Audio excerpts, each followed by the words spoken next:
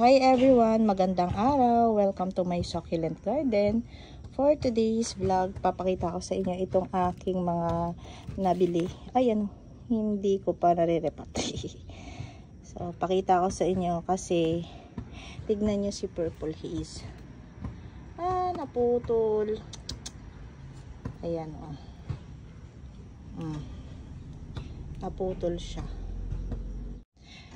Madami kasi akong ginagawa ngayon kaya hindi ko pa sila nare-repat, pero baka bukas start na akong mag-repat sa kanila. Tanggalin natin. Ayan. Si Black Queen. Sa area na maulan ngayon, keep safe po. Oh, ayan. Ang daming dry leaves. Tignan nyo si Purple Haze.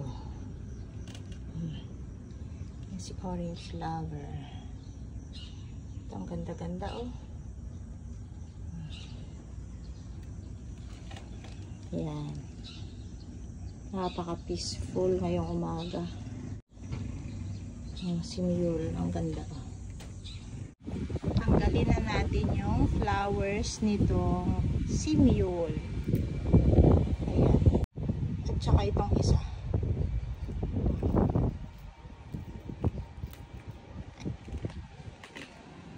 See, nabulok na yung isa. Wala naman mealybugs. Itong dahon na to, try natin ipropa.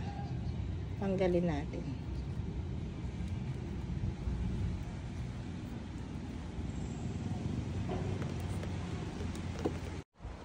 Kanina ang ganda ng panahon. Ayan, ngayon. Kanina, nung tinatanggal ko yung dahon doon sa bulaklak na napitas ko, biglang umambon. Syempre, uunahin ko yung sinampay ko. Ayan, makita nyo, basa-basa pa. Umambon. Ngayon naman, tumigil naman ang ulan. Urong-sulong ba? Ayan, si Mule, oh.